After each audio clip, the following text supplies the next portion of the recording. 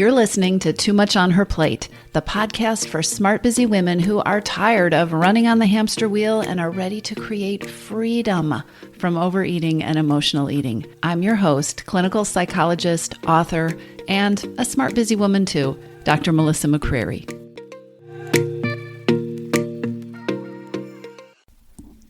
Hello, everybody. Welcome back. Or if you are new here, welcome to the Too Much on Her Plate podcast. A question that I get a lot around changing your eating or building a new relationship with food has to do with timing. I hear a lot from women who are saying, I have a lot going on. Life is really busy. There's a lot of stress happening. I'm wondering if maybe I should wait. Maybe there's a better time to do this. Maybe this isn't a good time to do this. Maybe I don't have enough time to devote to this. So let's talk about that question. Can you stop emotional eating when you're busy? Think about how many times today or this week you have said something about how busy you are, how much you have going on, how much is going on in your head, how much you can't do, or what you don't have time for. Busyness is such a big component in so many women's relationships with time and with their lives, but also it's such a big component in so many women's relationships with food. Busyness and the related shortage of time and energy that goes with that contributes to overeating and emotional eating in a whole bunch of ways, and we'll talk about that. A lot of busy women are stuck in vicious cycles of being busy and then stressed and then overwhelmed and then off track with their eating because they're busy and stressed and overwhelmed and staying off track until life gets calmer. And then when life gets a little bit calmer, they dive back into another diet or another weight loss plan or another healthy eating mission until life gets busy and they get stressed and the cycle repeats itself. It's pretty common. And it's like that poster. You ever see that poster with a giant X that just says bang head here? Doing the same thing over and over, even if you work harder at it each time you do it, it's just going to keep taking you to the same place. So if you're busy, jumping back into that cycle with eating and food and changing your eating and your food, it's most likely just going to lead you through another round of the same old thing, which is not to say that you can't stop emotional eating, and it's not to say that you can't stop any kind of overeating when you're busy. But to do it, you need to focus on your relationship with food, not the food itself. The way we relate to food, the way we see food, the things we associate with food and with eating, the thoughts and beliefs that we have about food and what it does for us, these can all be powerful pieces of the puzzle when it comes to what we eat and whether we overeat. For a busy woman who's juggling a lot, it's pretty easy for your relationship status with food to be complicated, right? Food can easily become this stopgap measure or this Band-Aid for a lot of other things, and it can start taking up way too much space in your life. If you're really busy, sometimes it feels necessary to skip the work involved in preparing the healthy meal or the kind of food that your body really craves. Sometimes you're so busy chasing your to-do list that you might even forget that you had planned to eat a salad for lunch or to take that walk after work. Your busyness, it might put you in the mode of reacting instead of feeling in charge and purposeful and intentional. And this adds stress, and it can also be the perfect recipe for stress eating or eating to escape. Or think about how you feel when you're busy, being too tired to do all the things that you think you should, in quotation marks, be doing. When you're busy and you're stressed, you can develop those habits around eating that don't really serve you. Eating for comfort, eating out of boredom, mindless eating, eating out of frustration, and reaching for something sweet when you feel like you need a reward or a little celebration. These are the Band-Aids. These are the ways that food becomes that stopgap. These are the easy traps that you can fall into. And when you start to think about how to escape them, that can feel really complicated. If you're already stressed and you're already busy, it can feel next to impossible to stop and to take the time to strategize what's a new, better way of doing things, or to take a step back, right, and get a big picture view, and to try to create a picture that doesn't involve emotional eating. So am I saying that you cannot change emotional eating when you're really busy? No, what I am saying is that if you're ready to address issues with emotional eating and overeating, the first step is not a diet. It's not a weight loss plan. And the answer definitely isn't that you have to wait until life gets perfectly unbusy. Never mind that that's unlikely to happen. If you're ready to make changes that last, the first step is fixing your dysfunctional relationship with food.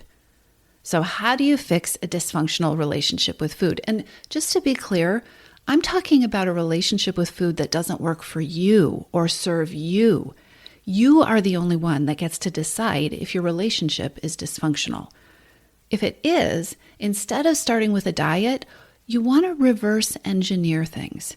You want to tackle the reasons that food has the power that it does. You want to tackle the hidden hungers that need to be fed. You want to deflate the power that food has in your life. Let's start by talking about taking control of your time. Now, you might love being busy, or maybe you don't. Either way, if busy is running your life, and if your personal goals and your priorities and self-care has fallen by the wayside, or if you're spending a lot of time feeling stressed or overwhelmed, then something's out of balance, and it's probably contributing to your overeating. Now, don't roll your eyes here. I know that might be brutally obvious. And don't roll your eyes because you're thinking, well, duh, but what am I supposed to do about it? Take a deep breath. Taking control of your time doesn't require a giant, unrealistic life overhaul. I'm going to say that again. Taking control of your time does not require a giant, unrealistic life overhaul. Most of my clients find that they control their time with little choices that are made in the present moment. Most of my clients find that the control happens with small shifts. Small shifts, choices that don't require huge blocks of time taken out of your calendar. Instead of falling into that busy thought pattern of focusing on all the things you don't have time to do, focus instead on taking small, doable steps toward spending time on things that you value. Focus on the little rituals and habits that bring your personal goals back into your radar. And I'll get specific about this in a minute.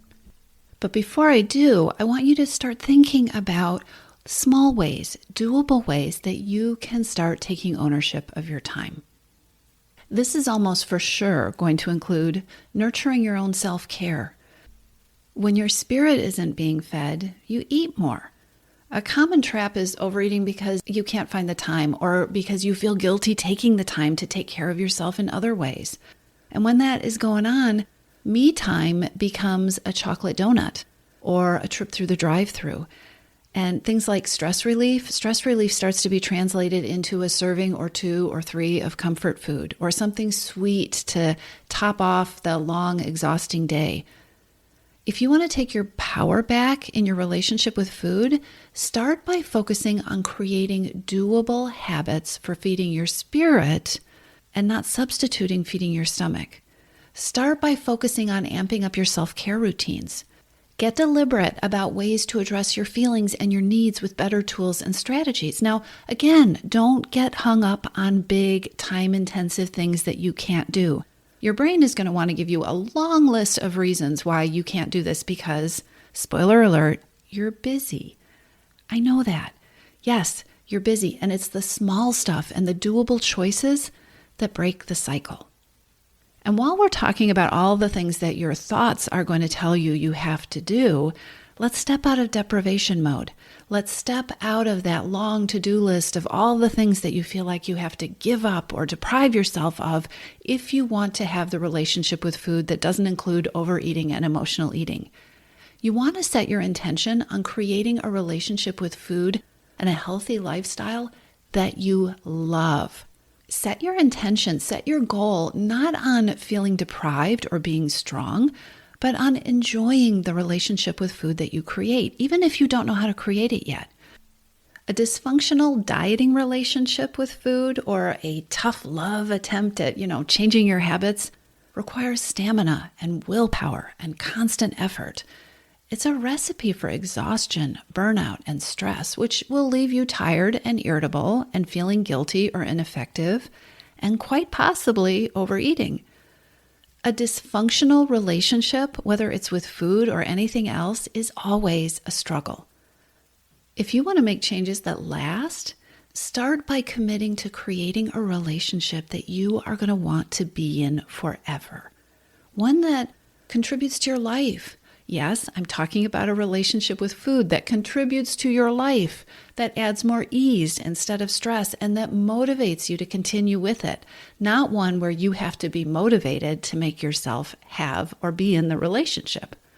We're talking about busy here, busy lives, busy people. Your plan of attack for changing your relationship with food, your plan of attack for ending emotional eating, it doesn't need to be complicated or time-consuming. And in fact, when you're busy or short on energy, simple really is better. It's not a cop-out.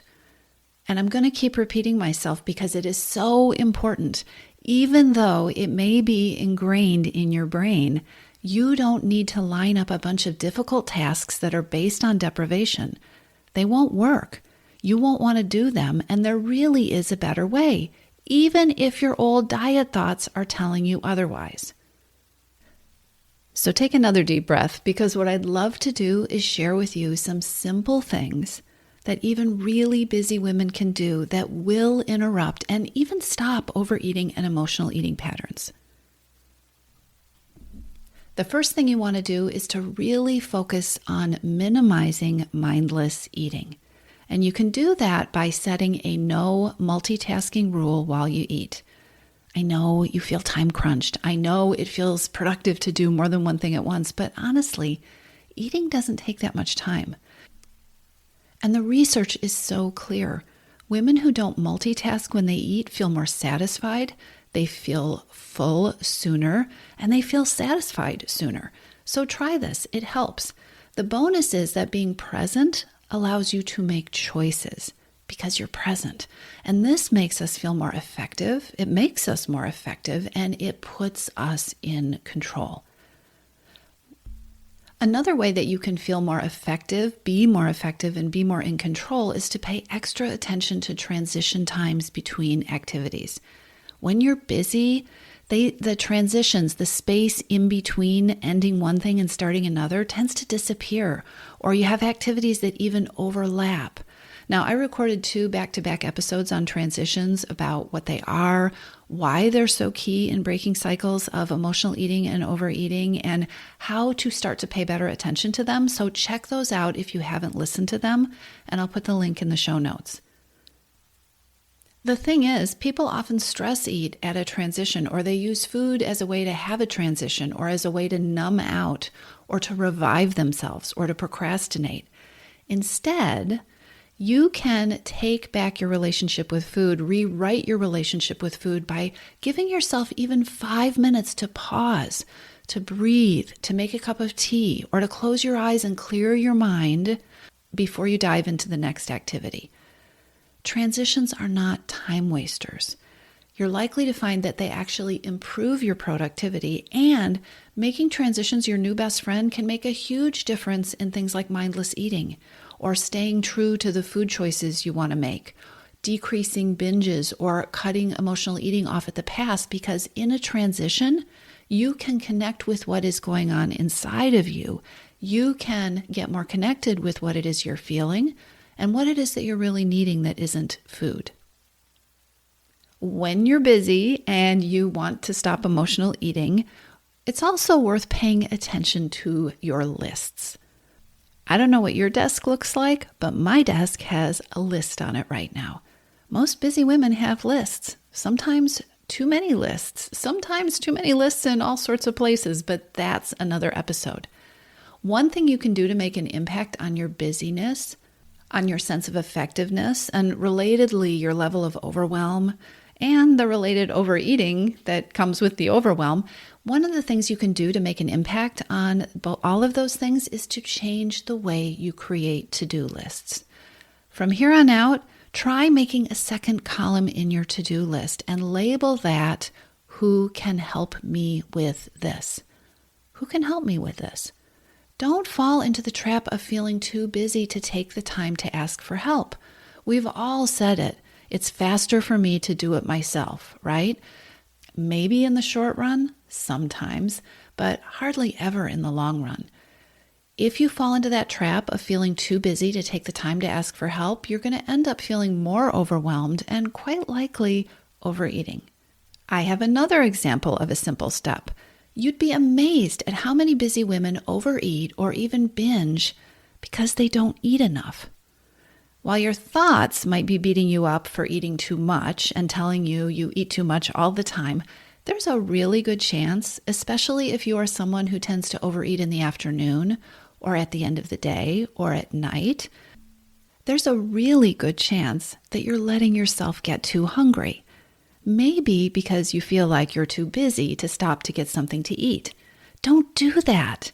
When you're hungry, you're more apt to lose control. You're more apt to make choices you regret. You're going to be less creative in your choices, and you aren't going to want to take more time to make a choice that might be a more complicated option. Set a reminder if you need to, but eat at regular intervals and pay special attention to lunch. I know it sounds basic, but remember, I said it's the simple, small things that can help you shift your relationship with food and stop emotional eating, even when you're busy.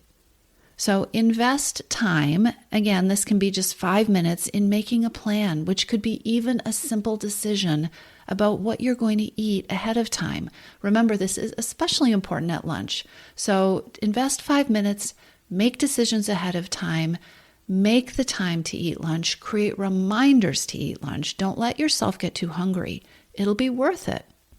When we're busy, we tend to be reactive, and that means we're jumping from one thing to the next without a lot of that meta thinking, that big picture thinking, that taking a step back thinking, and without a lot of introspection. Busy is often problem-solving mode. So when you're busy, it is a very important time to find ways to connect with yourself and to stay aware of your feelings, your hunger, and your needs. You can keep it really simple. Set a reminder on your phone to just check in with yourself. You can do this during a transition. Just check in with yourself. You'll be more able to give yourself what you really need instead of letting hidden hungers like exhaustion or emotions trigger a binge or an episode of eating that you're going to regret. When we get overwhelmed and stressed, our thoughts tend to err on the dramatic side. I don't have time. Everything seems like a big project. You can leverage the value of 5 minutes. You almost always have a few minutes, and a few minutes can make all the difference in refreshing your mind or shifting your mood or getting a bit more oxygen to your brain.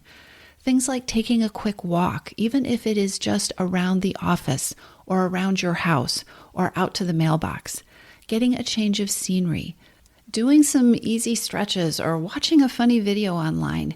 These things can help you recalibrate, and recalibrating, getting grounded, getting in touch with yourself can help you avoid stress eating when you're feeling overwhelmed. Okay, a few more thoughts. If you are busy and if you are struggling with emotional eating, then you're probably going to want to pay attention to what goes on at night, because night eating is a big problem for busy women. Busy women tend to leave it all out there, and then they come home ready to collapse, or they come home and then they do their second shift working on taking care of the family and taking care of the house, and then they're ready to collapse with nothing more to give. And so, you know what doesn't get given? Self-care, self-nourishment, kindness, compassion, rewards at the end of the day. And you know what ends up taking the place for these things, right? It's night eating. If you're busy, you'll want to strategize to avoid night eating. Night eating is a huge topic. I've created whole courses on this. But don't let your busy brain get overwhelmed on this or make it overly dramatic or too big. Start by honoring the fact that it's something to pay attention to. Start by creating a wind down ritual that includes nice things for you without including food. Start creating a ritual that allows you to be tired and get your rest earlier rather than later. So yes, you can stop emotional eating even when you're really busy. You can create a new and better relationship with food, even when you're busy. And in fact, I would argue that when you're busy, it is even more important to pay attention to these things because your time and your energy are precious, and spending those things in the ways that are of most value to you, finding ways to stay connected to what it is that you are feeling, what it is that you really need so that you can take care of yourself in the best way possible so that you can show up for all these things that are so important to you. I think this is a critical time, a really great time to start paying attention to patterns with food that you don't like. And again, it is not about starting with the pattern with food. It is about starting with the relationship with food that you have, looking at how it is and isn't serving you, and starting to look at the small, doable changes that you can make, because it really is the small, doable changes that usually have the biggest impact. And as always, it's going to be really important to ignore your ever-present inner perfectionist. You're going to be busy. Life is going to be real. And when things don't go as planned or when they go totally off the rails, look for the opportunity. What's the learning in that moment? How can you use the situation where things didn't go as planned or went totally off the rails to adjust your strategies so that as you move forward, they fit you better and better? You can be busy, even really busy, and yes, you can still redesign your relationship with food. You don't need to wait for a perfect time to change emotional eating habits. I'm going to say that one more time. You don't need to wait for a perfect time to change emotional eating. Take it moment by moment, step by step. Keep it doable, and don't worry about getting it perfect. You've got this. If you like what you've heard, subscribe to the Too Much on Her Plate podcast and take 30 seconds to leave a review. If you're ready to tackle your hidden hungers, then come on over to toomuchonherplate.com. That's 2TOO muchonherplate.com and take the Hidden Hungers quiz. It's free, and not only will you be able to pinpoint your best place to start, you'll get the resources you need to take your next best step.